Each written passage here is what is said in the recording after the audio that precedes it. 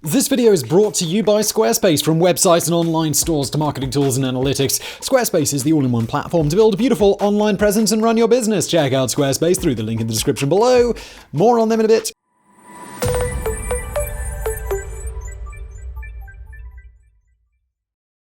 Around 600 million kilometers from Earth lies one of the most fascinating worlds in our solar system. One of Jupiter's 4 Galilean moons, Europa from the outside looks like a gigantic ball of cracked ice, a highly reflective bauble shining in the night sky. Tidally locked to its parent planet, it withstands insane gravitational effects that stretch and distort its surface, likely powering hidden volcanoes. Yet it's not the exterior of Europa that makes one of the most distant moons so fascinating, but rather what's inside. Some 15 kilometers below the frozen surface is thought to lie a dark and alien ocean, one with so much volume it contains more water than every ocean on Earth combined. And that raises an incredible possibility. Europa may be the closest object to our own world to support life. The subject of a multi-billion-dollar flagship mission by NASA, Europa today is on the cusp of revealing some of its mysteries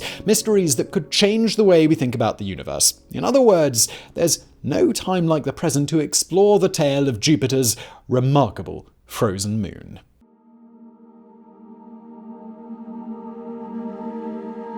On a clear night, one of the coolest things you can do is take even a reasonably powerful amateur telescope and point it in the direction of Jupiter. Thanks to its gigantic size and light-reflecting clouds, the king of the planets is one of the most visible objects in the night sky, as bright as Mars, despite being hundreds of millions of kilometers further away. But it's not Jupiter itself that we're gazing at today, but its companions. See them, those 4 pinpricks of light beside the gas giant? Those are the 4 classical Jovian moons, often called the Galilean moons after their discoverer, Galileo Galilei. Known as Io, Europa, Ganymede, and Callisto, each is interesting in its own right. But the most interesting of all is almost certainly Jupiter's second satellite, Europa. With about 90% of the mass of our moon, Europa is at first glance a familiar beast, something you could teleport into our night sky and have it fit right in. But take a second or third glance, or just one long perverted leer, and it quickly becomes apparent that our moon and Europa have almost nothing in common. Just as Vsauce Michael and I don't know, some other brainy YouTuber might look similar from a distance, but have their own delightful quirks when you get to know them, so too does Europa have its own distinct thing going on. Unlike the barren, rocky, and super ancient surface of our moon, Europa is covered in an icy shell that renews its surface roughly every 60 million years. This makes it incredibly bright to look at. According to NASA, if we really were to teleport Europa into orbit with Earth, it'd appear over 5 times brighter than the moon. Yet this young, icy surface is only the beginning of what makes Europa special. Lying so close to its parent planet, Europa has a spectacularly short orbit of just 3.5 days. It's also tidally locked, meaning the same side is always facing Jupiter. But the coolest thing may be its relationship with the other Galilean moons. Together with volcanic Io and the monster-sized Ganymede, Europa is what planetary scientists call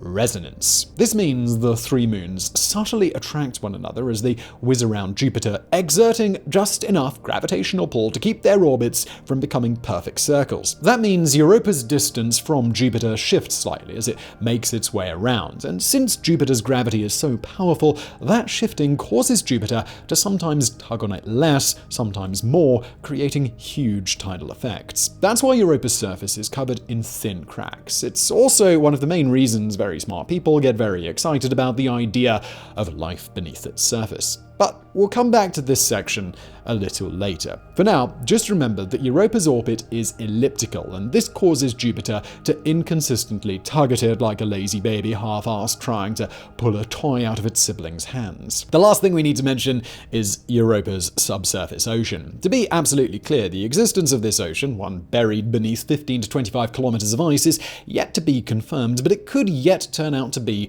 as real as your high school girlfriend that no one ever saw because she totally lived in Canada. That said, there is persuasive evidence. We've known since the late 90s that Jupiter's magnetic field goes all weird and wibbly around Europa, meaning the ice moon might just contain some material that's capable of disrupting it. One material that would produce exactly these effects is a Europa-sized ocean of salty water. And given that we already know the surface is water ice, it seems logical to assume a giant subsurface ocean exists. On top of that, there's evidence the moon sometimes expels plumes of liquid water into space, meaning that it would need a constant supply of material to eject. If this ocean does exist, it's likely the most impressive in our solar system. At its deepest, it could be up to 150 kilometers deep, a depth that would make the Marianas Trench look like a water-filled pothole. Down there, in the darkness, there would be no light except for maybe the occasional flashes of orange as yet another undersea volcano briefly flares with magma. It would,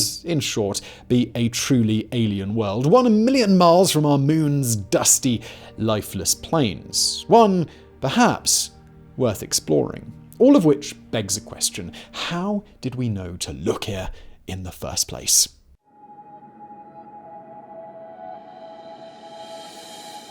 On January 7, 1610, Galileo Galilei stood beneath the dark skies of Italy, his homemade telescope trained on Jupiter. It was only in the last year that the polymath had turned to astronomy, but already he had made observations of the moon that proved that its surface wasn't smooth. Now, though, he was about to make his greatest discovery yet. As he observed Jupiter that chilly winter's evening, Galileo could pick out 3 pinpricks of light next to the planet. Yet, these didn't behave like any ordinary stars. Over the next few nights, Galileo watched as these 3 lights seemed to cling to Jupiter, changing their positions even as they never left its orbit. Before long, he'd spotted a 4th star behaving in the same way. By January 15th, a realization was dawning. These weren't stars that he'd spotted, but moons. Moons that orbited Jupiter as surely as our moon orbits the Earth. It was a revelation that would help usher in a brand new era of planetary science. Yet, for any being operating on the same timescale as those 4 moons, this new scientific era would have gone past in less than the blink of an eye. While the story of mankind's association with Europa begins in Italy 411 years ago, the story of Europa begins itself way back. How far back? Well, that would be about 4.5 billion years ago. In this stage of the solar system's infancy, the major planets had mostly formed, leaving dusty disks of leftover material. In the orbit of Jupiter, that material began to collect into separate bodies. Until recently, we assumed this took place with kilometer-sized pieces of rock crashing into one another and building up mass quickly. But a couple of papers released in 2020 and 2021 have argued that, in fact, Europa started much smaller, as a tiny seed of dust that slowly picked up mass as it circled in towards Jupiter, beginning when the gas giant was only some 40% complete. It's now thought that all 4 Galilean moons formed over about 1 million years, reaching their final stages at different times. For Europa, this occurred after the snow line around Jupiter, the place where water becomes ice, had shrank. As a result, Europa was able to form with some ice already around it, ice that would increase its surface area over the coming billions of years. Incidentally, it's only comparatively recently that we started calling it Europa at all. Back in 1610, Galileo privately used a numbering system for his 4 moons, with Europa being Jupiter 2. But not being an idiot, he publicly said they should be named after his patrons, the Medici family, so for the next 100 years or so, they were known as the Medicean stars. It was only much later that people started being like, should we really be naming these things after a bunch of rich dead dudes? And, well, they switched to the mythological names that we know today. Honestly, though, it's maybe not surprising that it took so long. While it was cool to know Jupiter had moons, interest in them wasn't exactly huge, not compared to people's fascination with Mars or Venus or any of the other planets. Though it was only recently that we discovered how cool Europa really was, starting with mankind's very first visit. Now, if you want the whole world to discover how cool your website is, then you need to partner up with today's sponsor, Squarespace. This is the age of creation. Think about it. Everyone's making something online. And if you've got a great idea and you want to take that idea from your mind and put it on the screen in front of you, well, that's where Squarespace comes in. It's the perfect web tool to help you fashion the internet into whatever you like. Maybe the hands-on type with lots of opinions and ideas ideas about what exactly your website should look like? If so, that's cool. Squarespace gives you all of the customization options you could ever want with no updates, no patches, no technical BS to worry about. Or maybe you just need something functional, something that works with minimal thought so you can stay focused on the content. Well, just pick out one of their beautiful templates and make a website that's both fresh and simple and for you.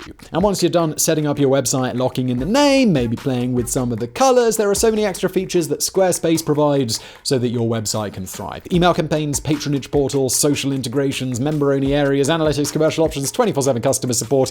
Really, everything you could ever want is just in one place. So when you're ready to get started on that next project of yours, big or small, if it involves a website, it's got to be with Squarespace. Right now, you can go to squarespace.com for a free trial, and when you're ready to launch your new site, go to squarespace.com/geographics to save 10% off your first purchase of a website or a domain. And let's get back to space.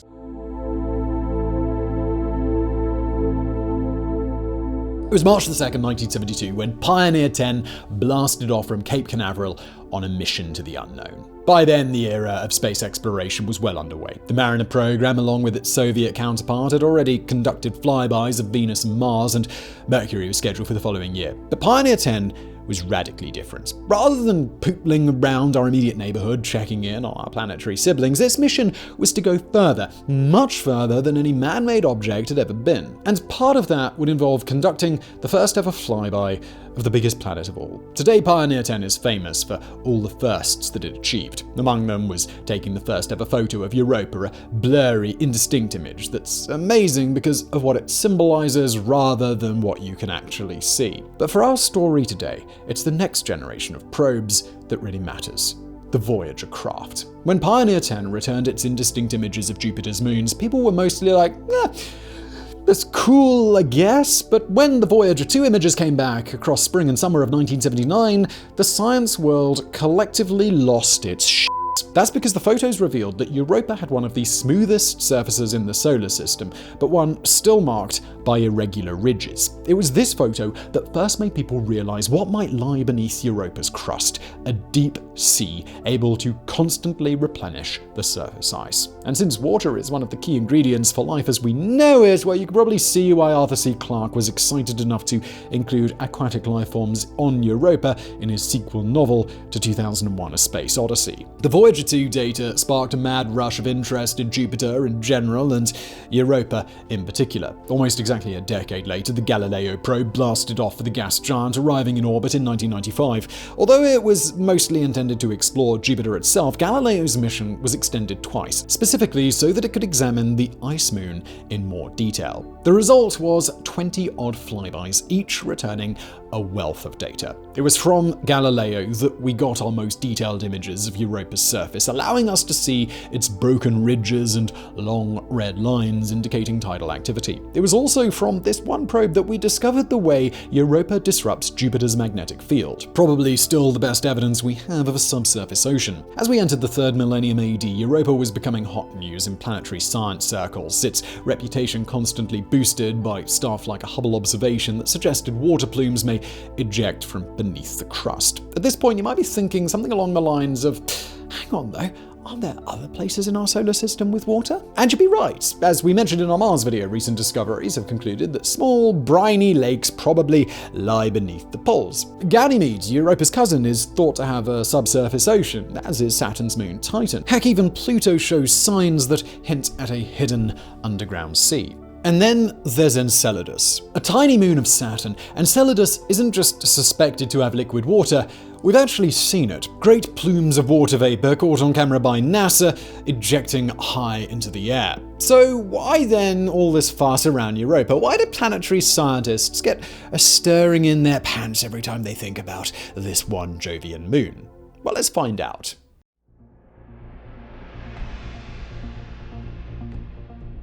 As far as we're aware, life needs 3 key ingredients to pop into existence. The foremost of those, as you're probably fed up of hearing by now, is water. Go anywhere where there's water on Earth and you'll almost certainly find some kind of organism. But water's not the only thing you need. Remember, Mars had surface oceans for millions of years, and we're yet to find even the faintest traces of long-dead microbes. So, what are the other ingredients? Well, the second one is the right combination of chemical elements, and it's here that Europa suddenly starts to strut its stuff. See, most other subsurface oceans are thought to exist between two layers of ice, a sort of salty filling in the planetary Oreo. But Europa's not like that. Instead, scientists believe the bottom of its impossibly deep ocean is made of rock. That matters because minerals contain all sorts of chemical compounds conductive to life, and if they've spent billions of years leaching out into the water, parts of that ocean may now be a chemical soup primed to give rise to life. The third thing needed is an energy source. Here on Earth, that energy source is the sun. Nice and simple. But that wouldn't work on Europa. Locked away beneath 15 kilometers of ice, Europa's ocean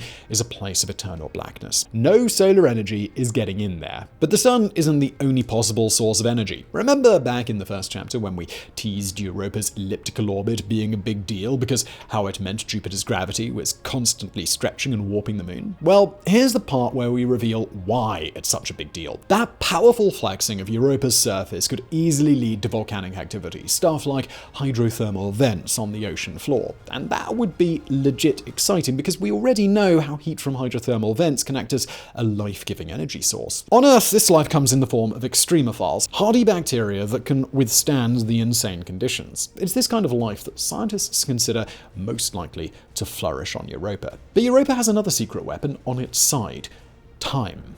A 2021 study from Charles University in Prague concluded that undersea volcanic activity may have been present throughout nearly the whole of Europa's existence. That would mean the three key ingredients for life, water, chemicals, and an energy source, have been present in Europa's ocean for billions of years. That's longer than the time it took for life to evolve on Earth once conditions became ripe. That might mean it's not just microbial life that exists on Europa, but complex aquatic creatures. And if we ever find them, well, that would change everything. Right now, there's a lot of excitement about NASA hunting for traces of long-extinct microbes on Mars. The trouble is that Mars and Earth are close enough to engage in something called rock swapping, the planetary equivalent of sneezing germs all over your neighbor. Every so often, asteroid impacts send bits of our two planets spinning off into space, bits that can wind up falling onto the surface of the other. Since we know some bacteria can survive such treatment, finding life on Mars would be amazing, but it wouldn't prove beyond all doubt that it had arisen separately. It could be that whatever life evolved there began with Earth coughing a load of bacteria onto its sibling. By contrast, there's zero chance that anything living in Europa's ocean would have a common ancestor with life on Earth. Jupiter's just too far away for rock swapping. That would mean life twice evolved independently in our solar system, a fact that would massively boost the chances that it also evolved elsewhere. But before you get too excited by the idea of funky sea creatures on Europa, we need to sound a note of caution. As NASA researcher and professional dream crusher Melwani Deswani told Reuters, if a place is habitable, it does not mean that it's actually inhabited. Still, the odds that Europa holds at least microbial life are great enough that NASA has imminent plans to return. And the mission they have planned may just be the most exciting that we'll see for decades.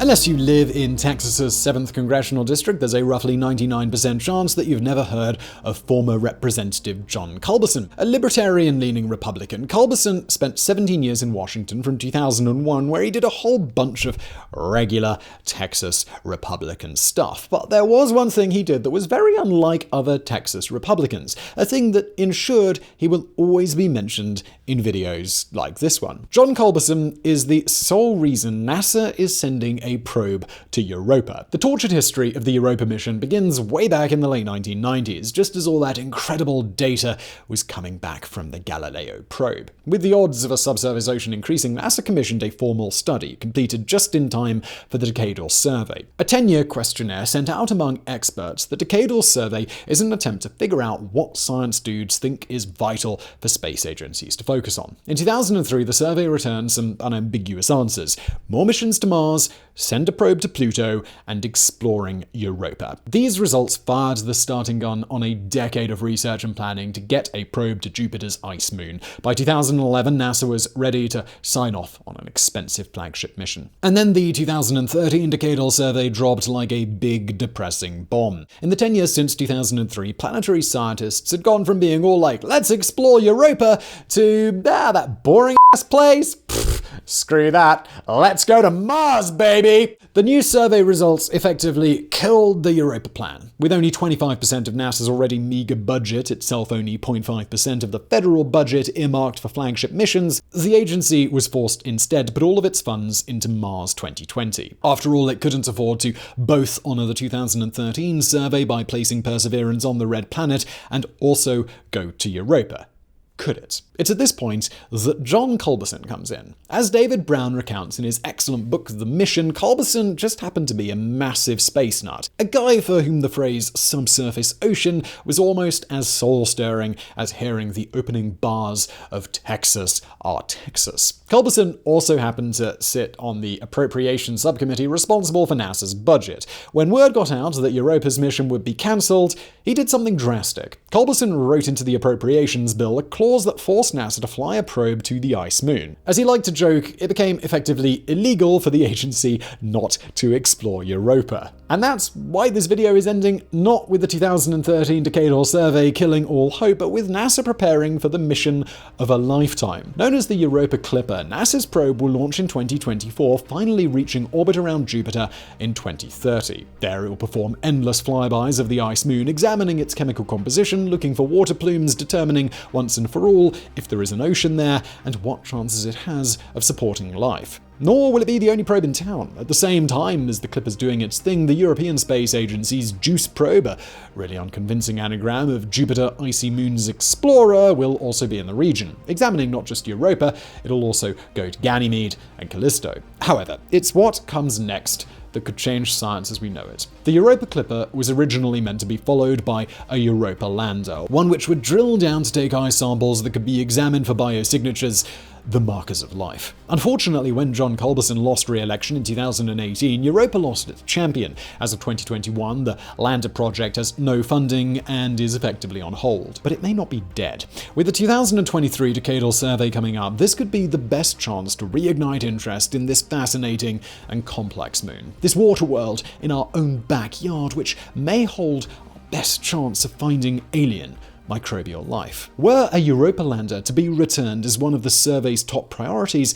NASA would almost certainly reactivate the project. Just think, a mere decade from now, we could be exploring this remote, icy world, pushing planetary science to its limits and maybe answering one of the greatest questions of all. Of course, none of this is certain. While the Europa Clipper will definitely fly, there's no guarantee the lander mission will be restarted. It may slip into obscurity, a dusty relic of hope, remembered only by geographics fans and one former Texas congressman. And that would be a shame because, as this video has hopefully shown, Europa is one of the most interesting places in our solar system, a miracle of a world deserving our attention. We can only hope that when we come back to make our sequel video in 15 years' time, it will not end with a cliffhanger, but with a probe landing on Europa, ready to change history.